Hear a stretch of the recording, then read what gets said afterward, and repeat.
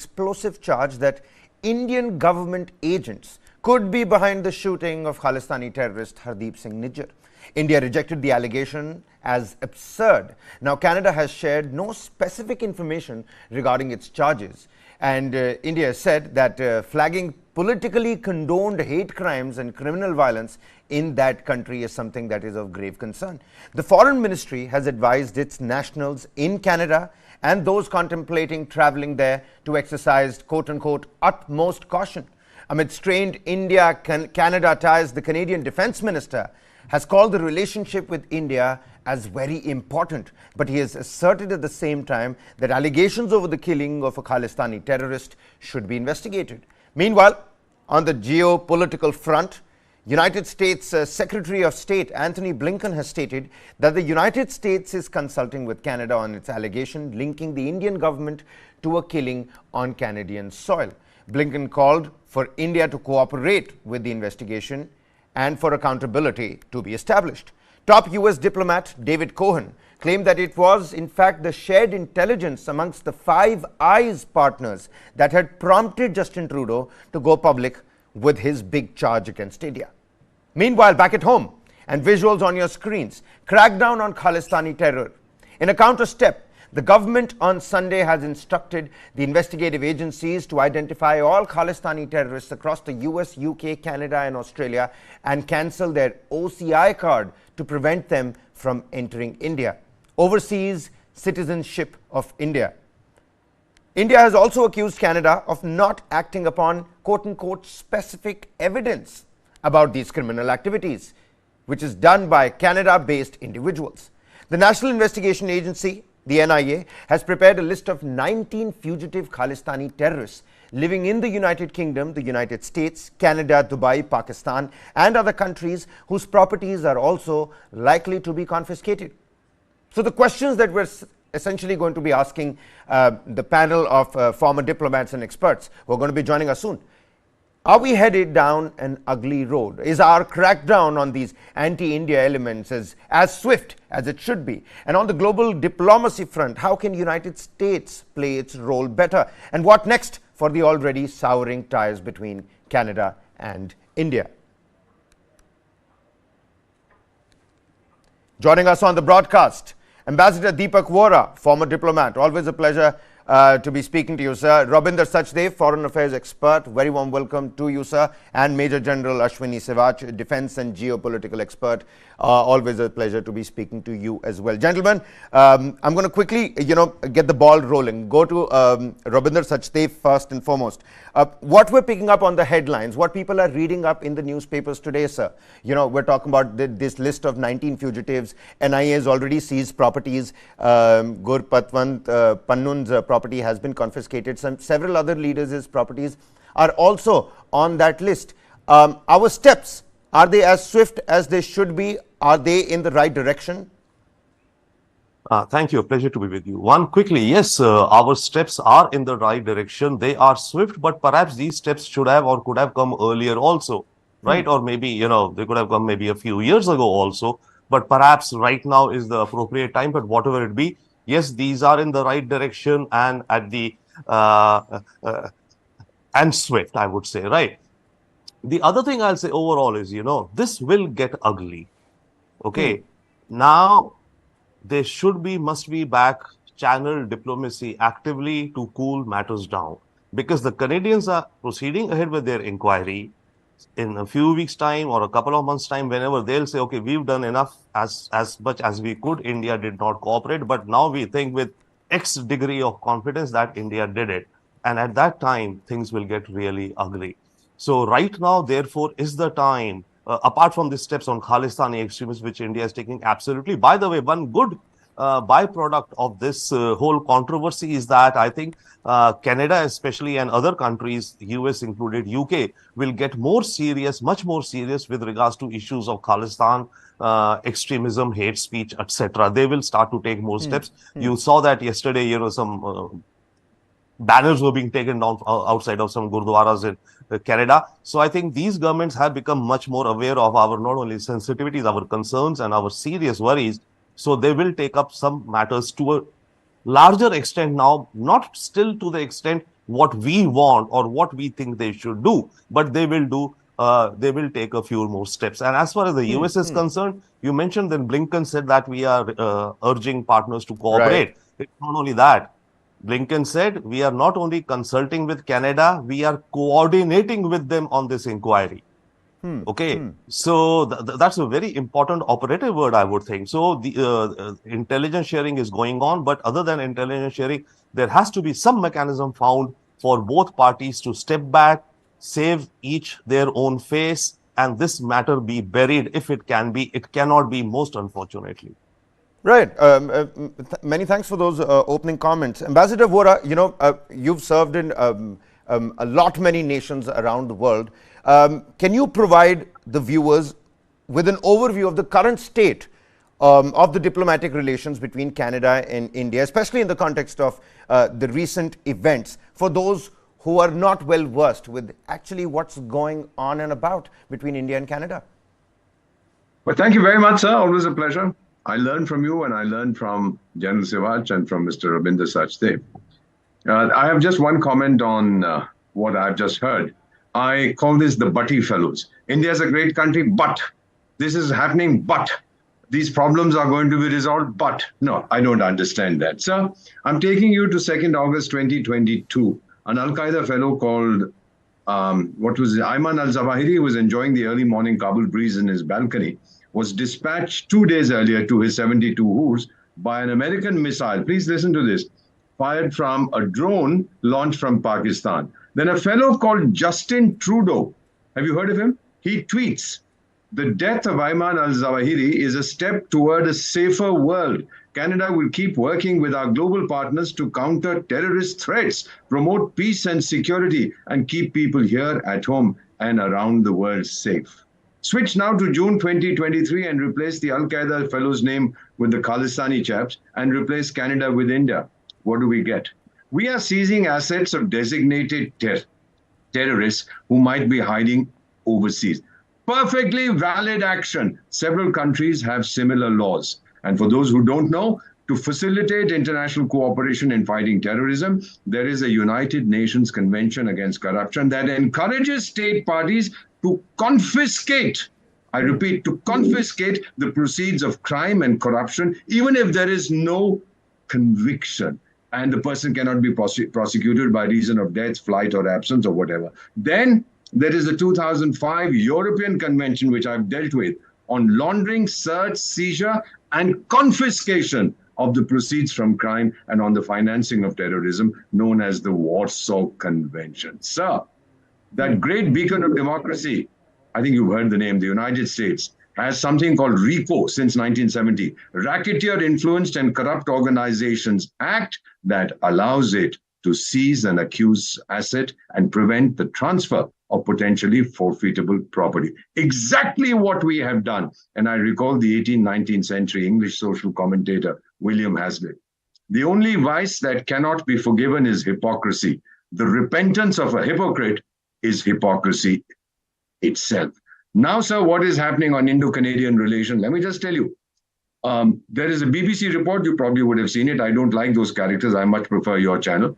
But there was this character called or Justin, whatever his name is, addressing reporters in New York after speaking at the General Assembly. His smile began to fade. All the questions were about India. He talked of credible allegations. He didn't talk of any evidence in the extrajudicial killing, so we were told, of this designated Sikh terrorist, a former illegal immigrant turned Canadian national Canadian soil. There's another fellow political party chap who's also a Canadian citizen. Sir, he talks of prizing Punjab away from India, but he's a Canadian. Can a Canadian citizen be talking about creating problems in any other country? So one reporter bluntly asked this Trudeau fellow, where are your allies? You seem to be alone. All this Cold War era, 5 eyes and 10 eyes and 6 eyes. Sir, whatever Blinken has said is trying now to save this fellow's rear. We don't have to save face on anything. We know what we are doing. Joe Biden has been publicly praising India. He spoke about us. He commended us for establishing a new economic pathway. And Biden's his security advisor denies that there is any wedge between the US and its neighbor. Let me just put it to you like this, sir. I'm privileged to be special advisor to 3 governments in Africa. 2 ministers have called me to say, thank you, India, for giving it back to these white guys who think they still control the world. Sir, the world has changed. And finally, let me just quote for you a message one of my colleagues in the Foreign Service received from Bangladesh. Please listen to this, General Sivach. It says, one Bangabandhu assassin is confirmed in Canada, some retired Colonel Noor Chaudhry. The Canadian government has officially confirmed his presence. He was convicted and sentenced to death by the Supreme Court, the Bangladesh Supreme Court. Dhaka has been trying to get him back. The Canadians are not listening. We are in the boxing ring with Canada. Other countries have placed bets. Supporters of Canada are few and far between. They are siding with the past. Supporters of India, the overwhelming majority. You know what, Ambassador Vora, let's build up on that boxing ring analogy. Actually, a good one. So we're in the ring with Canada, and there are other nations that are placing their bets. Now, Major General Sivach, take a look at this. Top US diplomat David Cohen claimed that it was the shared intelligence among the Five Eyes partners that had prompted Justin Trudeau to go public with his big charge against India. Now, in terms of the other nations that are playing bets around the ringside, you have the Five Eyes over there as well. Could you throw some light on that particular angle? Who is going to benefit if Trudeau comes out with this big charge against India? I really like that particular boxing ring analogy. Let's use that a little bit more. The point is very clear. As far as the Five Eyes countries, which are US, Canada, UK, Australia, and New Zealand, they may have provided some signal intelligence which is raw, which is not an intelligence but an information. At the same time, no G7 country has come forward that some viable evidence was given by them. So the question comes is that basically Justin Trudeau, just for his domestic political gain, he's playing with fire. Now, what is happening is, as far as the local politics of Canada is concerned, in 2021, when the snap election were taken place, the Liberal Party of Justin Trudeau is short of majority by 10 to 12 seats. And for just to come in the government, they have taken help of New Democratic Party, which is run by basically Jagmeet Singh, who is a known Khalistani terrorist and activist. And now the question comes is, just to please them, that's the why they have put this allegation. And these allegations, so-called credible, there are no called credible allegation. You can only say credible evidence. The Canada has no credible evidence. Neither their other Five Eye countries or G7 has able to provide. We are trying to convey what happened to Sukhdev Singh, who has been killed just 2-3 days after Niger has been killed. He's been killed by inter-gang rivalry, basically of Lawrence Bishnoi. So even Niger could have been killed by basically inter-gang rivalry. What is happening is that as far as Canada is concerned, they are not taking action against terrorist activity of Khalistani. Because they are vote bank, out of 8 crore population of Canada, there are approximately about 3.8 lakhs, which makes them 2.1%. But they vote in bulk, and hence they influence almost in the 12 seats. And that's why Justin Trudeau, like his father, just to remain in power, is playing with the politics and taking the side of the terrorists. Now, it is very well known that Hardeep Singh Nijjar is a terrorist. He has gone there with a false document. He was denied citizenship 3 times. He was in no flying list of US twice, and once he was in no flying list of Canada. He has visited Pakistan twice from Canada in 2012 and 13 and 17 and 18. The point is that they very well know that basically Hardeep Singh Nijjar is a terrorist, but for their own political gain, for their survival. This is what basically Justin Trudeau is doing. But he does not understand it is a change in India. We are not going to accept it. We will bounce back and will give you in the same coin. But action which India is taking is something which the whole world is watching today. The OCI card has been taken out from these terrorists which are operating all over the world, and they still have this OCI card. We are also going against these terrorists which are there, their property there in Punjab. So overall, I don't think we need to cow down. We must now call spade as a spade. Okay. It is Canada which made a mistake, not India. Canada is supporting terrorism, and they do not understand the ISI is involved in that. The ISI is also funding all these Khalistanis in Canada by drug money, and the same Khalistanis are now creating problem, and they are now passing a diktat that the Hindus must go by. So I suppose we must be very clear to the Canada that where is the proof, and they have no proof. The allegation which has been put will only spoil the relation between the two countries. And I again say that Justin Trudeau is immature, he's playing with the fire. India is not going to back down. India will pay them in the same coin. And India has been telling not only to Canada, even to US, Germany and UK and also Australia, to stop this anti-India sentiments by some Khalistani terrorists which are operating in their area. I think message has been loud and clear. These countries also have to take action.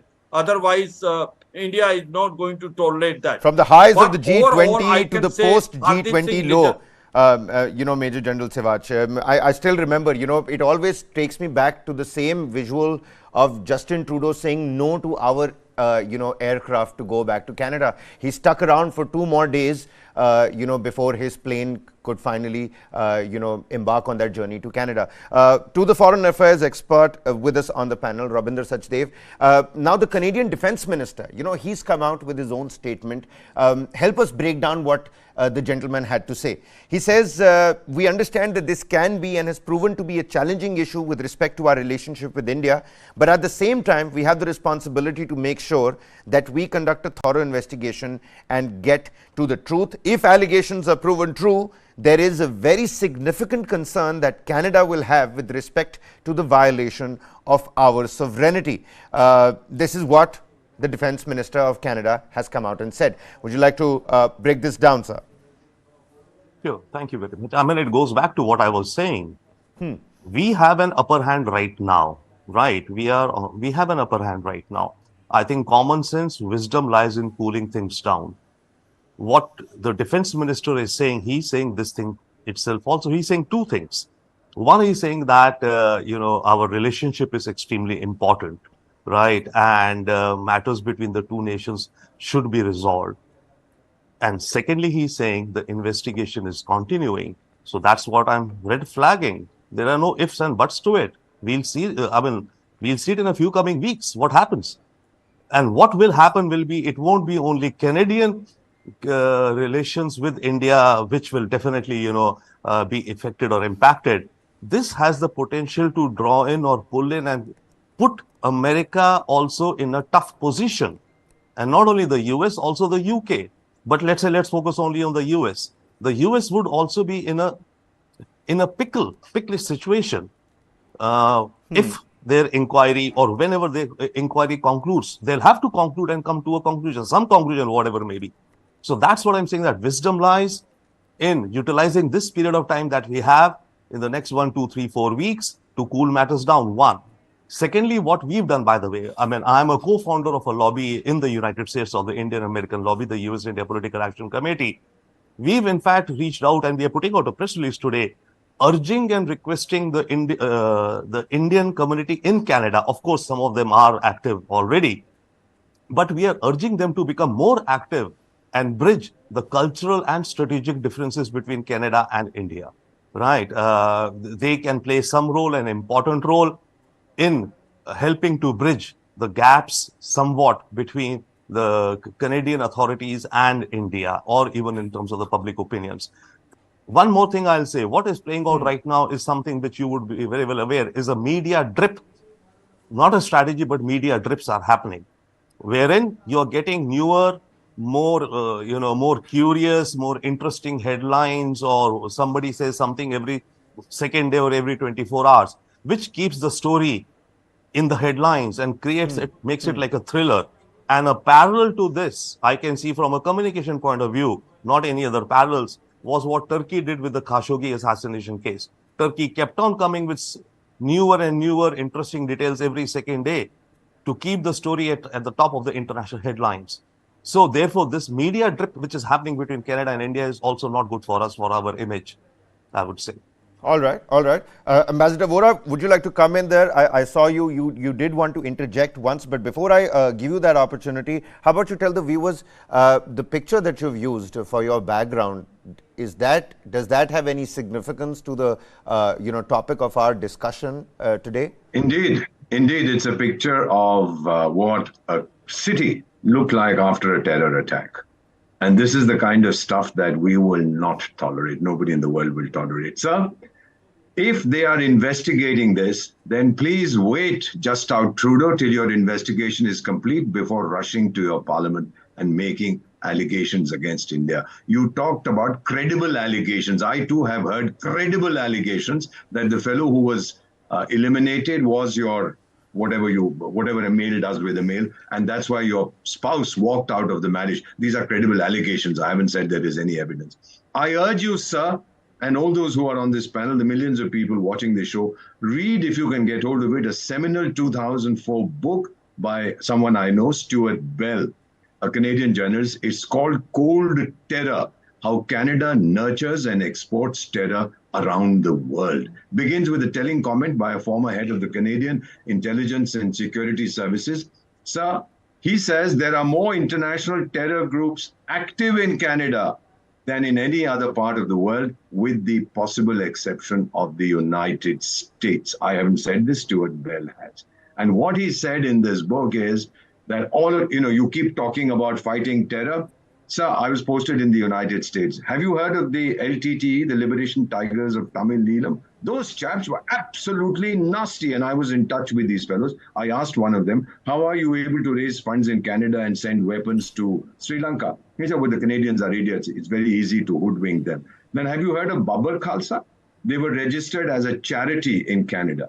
And while they were spilling blood in India, they were getting tax write-offs in Canada. You've also heard of Hamas, Hezbollah. These are all registered charities in Canada. Are these guys idiots? I think they are. They just seem to believe we Canadians are such nice people that there'll be no terror attacks on our territory. Doesn't matter what happens to the others. What have they done about Kanish? Nothing. So if we've taken a stand today, and our stand, sir, when we are seizing the properties of these guys, we haven't accused Canada of anything. We've only said that your allegations are unproven. We are hitting people who have indulged in terror activities against India.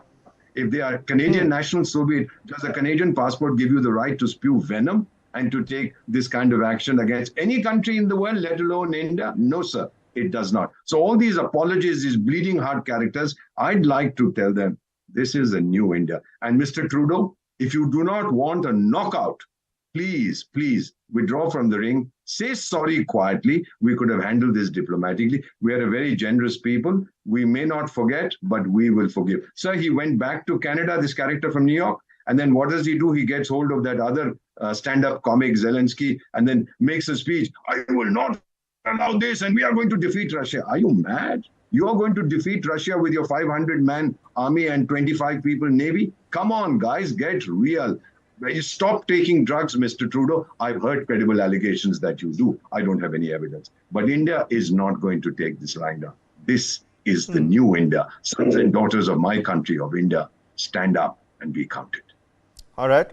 Major General Sivach, you spoke about this huge nexus where the ISI is also involved in this particular equation. Gangland violence, fringe elements on the ground. Out of 1.4 million Indians, 7.7 lakh Sikhs, the kind of administrative roles they enjoy on the ground. Really, how big is this nexus of violence, Major General? Yeah, Kabir, there is no doubt. Slowly and steadily, Khalistani activists are becoming very popular, as well as their base is increasing and enlarging in Canada. And remember what happened to Pakistan. Pakistan initially started sending terrorists to India, and Hillary Clinton, when she came in 2013, she said that if you have snakes in your courtyard, one day and you think they will only bite your neighbor, one day they will bite you. So same today Pakistan is a victim of terrorism created by themselves. And I suppose, as far as Canada is concerned, they are going in a Pakistan way. As on today, so many international terrorists have got a hub center in Canada. And time will come when Canada itself will become a victim of terrorism. And that is where it will hurt them. And then they will realize it, what mistake they have committed. Just for a political domestic gain, what Justin Trudeau has done is that is supporting unconditionally to Jagmeet Singh and raising this issue, which is no issue. If this is the issue, how Al-Jawahari was killed by the USA, how Osama bin Laden was killed, how Major General Soleimani was killed in Iraq, who was basically a general officer from Iran. And that time they said that wherever is the terrorism, you go after it. But in any way, India is not at all involved in what is happening in Canada. India has made it very clear that possibly it is an inter-gang rivalry which has taken place. The way Sufdul has been eliminated by Lawrence Bishnoi group, and this may have been eliminated by other group. But as far as India is concerned, we are not going to cow down. We have sent a very clear message to Canada that we are the 5th largest economy of the world, and the free trade agreement which has been now held in abeyance will hurt them more than it hurting India. See, India needs Canada, but Canada needs India more than we need Canada. That they must understand. If they will spoil the relation, it will hurt them more. As far as the US is concerned, I think they should show the maturity, and we also don't want the issue to be blown out of proportion. But our stand is very clear. Where is the credible evidence? They don't have credible evidence because Indians are not involved in this sort of act. And we are very clear. We are saying all those Khalistani which are operating from your base and they are collecting funds through the drug, kindly take action against that. Otherwise, it hurts the sentiments of Indians, and I'll stop giving this warning to the Hindus in Canada. I suppose the Canada government has to now take action. Otherwise, the Indian and Canada relation will not be as normal as it required to be. I suppose the US must play a constructive role in this. But as far as India is concerned, our stand is very clear. Remember what happened as far as Justin Trudeau, his father was concerned, the Pierre Trudeau, he also made the same mistake. In 1982, we told about Talvinder Parmar that he's a terrorist, he should be extradited to India. He was not done. In 1985, he was involved in Krishka bombing, where 329 innocent civilians were killed and more than 250 were the Canadian citizen.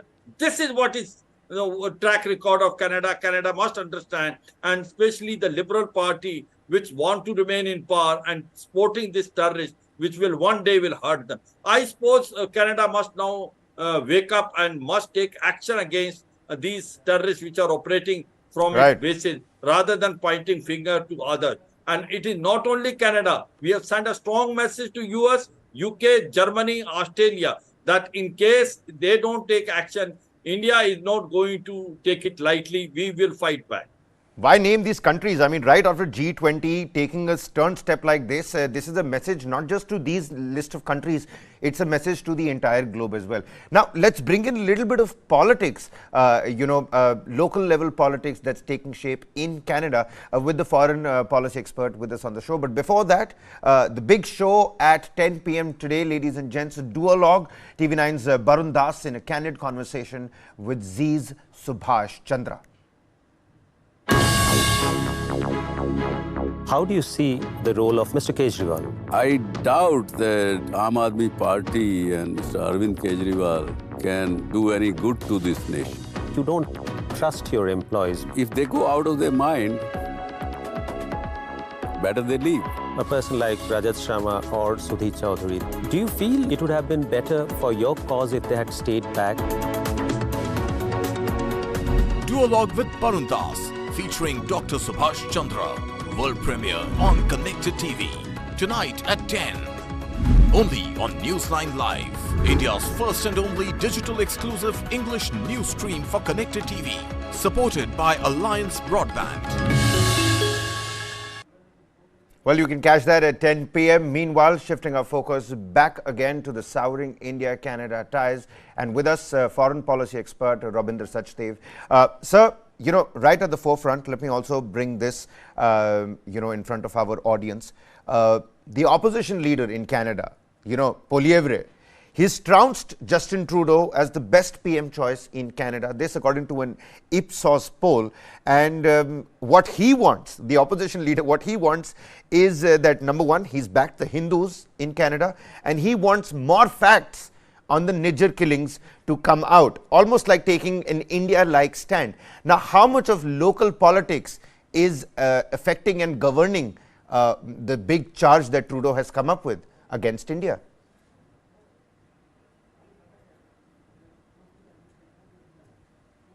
Sorry. Right. I am an analyst, and I say I analyze what I do. Okay. The charge that Trudeau has made, we have all been talking that is domestic politics, due to domestic politics and due to the Khalistani vote bank in Canada. Yes, it is. But it's perhaps half the story. Let's get deeper into facts. What's happening in today's age is that we are repeating the same old cliches and not trying to discover what's happening on the ground. Now in Canada, what's happening? In Canada, the huge charges against Trudeau for suppressing news about Chinese interference in Canada's elections of 2019 and 21. There's a major inquiry ongoing there. That inquiry will come up with a report in the next month or so. This inquiry was set up in May. Last year, a newspaper broke the story that Trudeau government is hiding this information that Canadian intelligence has, that Chinese agents have, interfered, meddled in our elections through the Chinese Canadian community and multiple other things. Trudeau is facing a daily barrage, saying that he has not been transparent with his people and the parliament about Chinese interference, foreign interference. So when Trudeau stood up the other day in the parliament to charge India with foreign interference, that was one vector also which was pushing him. He was saying to his audiences that, look, hey, you guys are telling me that I'm hiding, news about or real facts about foreign interference in our elections, our internal affairs.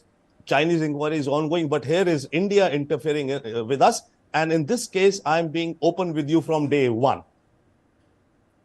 That none of us, I think very few of us are talking about or have even looked at.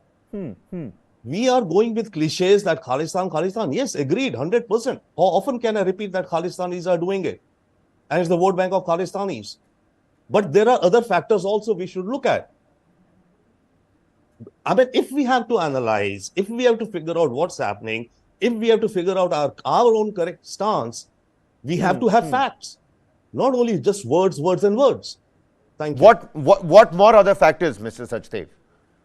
Could you list them? Are we able to list them on our fingers? What other vectors are at play? Mr. Sachdev, Sorry? To you. What other factors are at play essentially? You spoke about other factors away from the cliche, away from the stereotype. What other factors? Could you name them? Yeah, I did. I think I said that what's happening in Canadian domestic politics, you asked. In Canadian domestic politics, Trudeau is under heavy pressure that he has not revealed the extent to which Chinese intelligence has penetrated Canada, for which there's an inquiry going. And the parliamentarians in Canada are asking Trudeau again and again, why did you hide this matter for so long? So that vector is that Trudeau, in this case with respect to India, he thought it's a good political thing for him and take advantage that, okay, fine, to deflect that pressure that he has not been honest with his own countrymen with regards to China, Chinese interference. Here, he says, okay, yeah, Indian inquiry is just beginning, but I'm being honest upfront with you from day one. So that's the politics that he's playing in his domestic affairs, in addition to the Khalistani politics. Okay. Ambassador Vora, let's bring you in on this one. I was actually hoping for various other factors at play. Of course, he must be facing, various kinds of barrages every other day. I mean, he is the Prime Minister and he is facing flack from all across, from various other corners. Ambassador Vora, do you agree with what Rabinder Sachdev here is talking about? That there's more than what meets the eye? This Khalistan angle is not the only vector and factor at play. I dare not disagree with my dear friend, Mr. Sachdev, but may I just say that Trudeau has been accused of being very soft on the Chinese. He's been like this right through. You remember at Bali what the Chinese fellow told him? I mean, Trudeau was looking like a little schoolboy who's being chastised for putting his hand in the cookie jar. And he was standing there, oh, we'd like to engage with China. And Trudeau, this ping pong was telling him, behave yourself, otherwise I'll do this, that, and the other. Sir, if he has a problem in his parliament that he has been soft on China, does he try to compensate that by being hard on India? That's not diplomacy. That's not international relations. I have a problem with your channel. And so I go around saying that a competitor's channel is the best in the world. No, sir. No, sir. No, sir. I'm afraid that there is a non sequitur somewhere. There's something that doesn't make sense to me. The reality is this guy thought that India would not react the way we did. And he is astonished. So are his, whatever that's called, 5 eyes or 9 eyes or whatever eyes they are equally surprised at the strong reaction. They, in fact, have not come out with any kind of strong condemnation of India. They say, we urge India to cooperate. Cooperate in what? For me to say, yes, I killed him? And these guys are joking, no? Whatever reactions we've seen so far from Australia, from, I don't know about New Zealand, but from the United States and others, these are boilerplate kind of things. Yes, truth must prevail, etc. Truth will die, sir, because this fellow, this buffoon has made a mistake and he's too proud, too arrogant to acknowledge it. All right. Major General Ashwini Sivach, what's the road ahead? We now know that the steps that we've taken are the right steps. We know that history is on our side. But what next? See, Kabir, this is a testing time. India has shown it is the India of 2023 under the Prime Minister Modi. We are not going to accept this nonsense. I think Canada has, and especially Justin Trudeau, has miscalculated. He always thought that India will remain quiet on this credible so-called allegation and they will be defensive.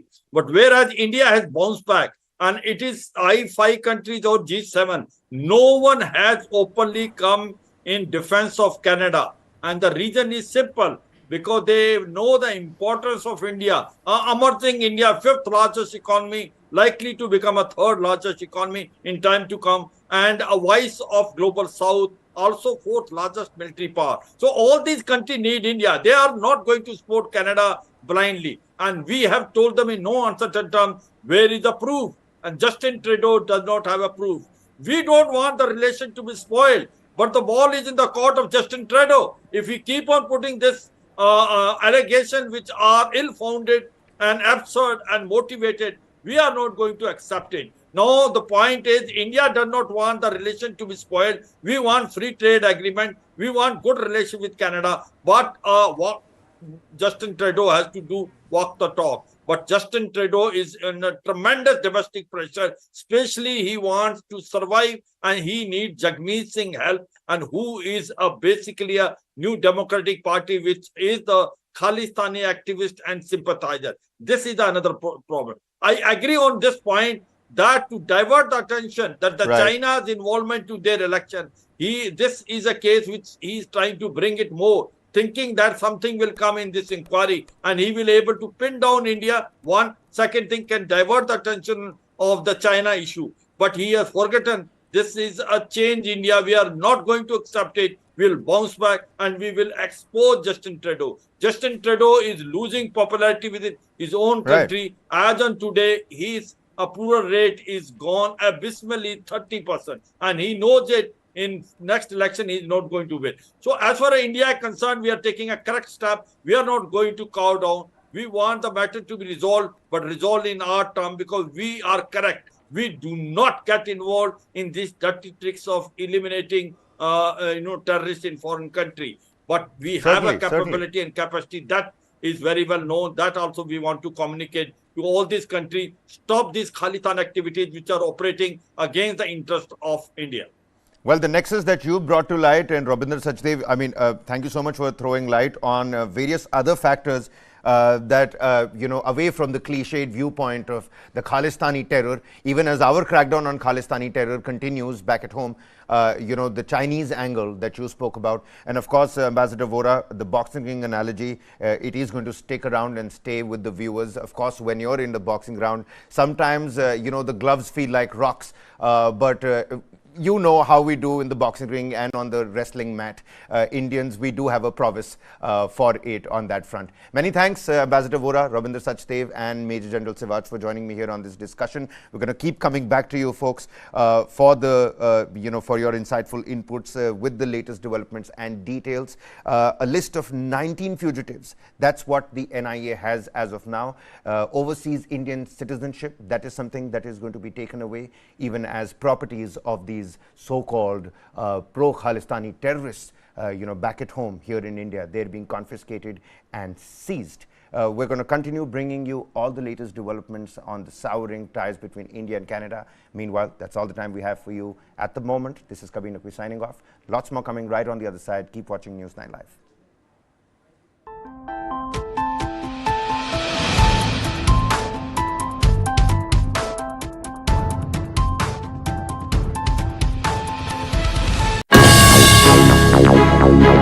How do you see the role of Mr. Kejriwal? I doubt that Aam Aadmi Party and Mr. Arvind Kejriwal can do any good to this nation. You don't trust your employees. If they go out of their mind, better they leave. A person like Rajat Sharma or Sudhi Chaudhary, do you feel it would have been better for your cause if they had stayed back? Duologue with Parun Das, featuring Dr. Subhash Chandra. World premiere on Connected TV. Tonight at 10. Only on News9 Live. India's first and only digital exclusive English news stream for Connected TV. Supported by Alliance Broadband.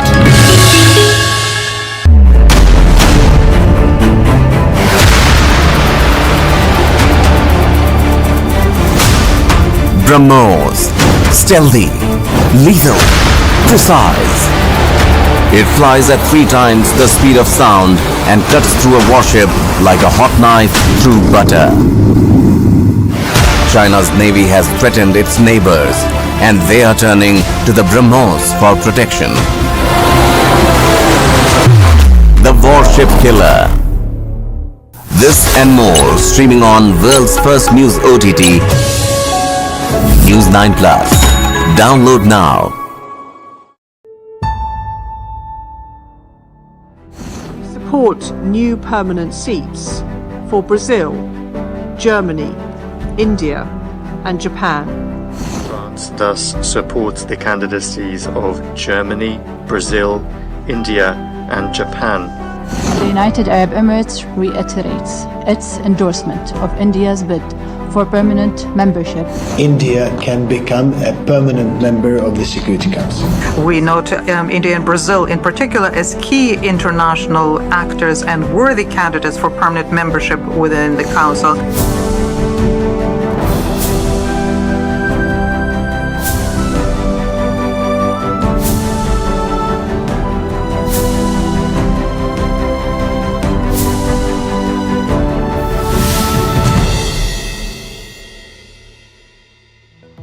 Getting a seat at the United Nations Security Council is like getting entry into the most exclusive geopolitical club of the world. But the biggest problem that this mid-20th century club faces is that the music being played is out of sync from the realities of 21st century world. The composition of the council in 2023 does look a lot like 1945, and India's bid to enter this VIP club is facing bottlenecks. Please remember that India's permanent membership of an expanded, reformed United Nations Security Council is not an India-specific issue.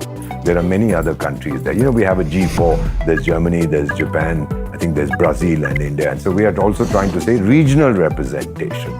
So it's not India-specific. What does the preamble to the Charter state?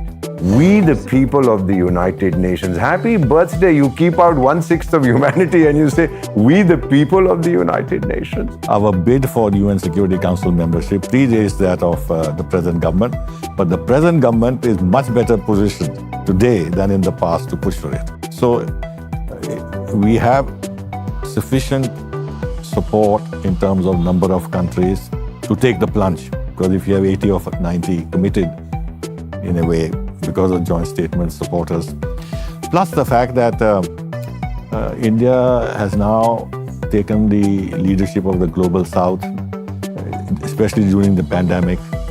So in that sense, we are building up a strategy of wider support which can become 2/3 in case it goes to vote. The United Nations Security Council comprises 15 members, and out of this, 10 are temporary, and the 5 permanent members are the United States, United Kingdom, France, Russia, and China.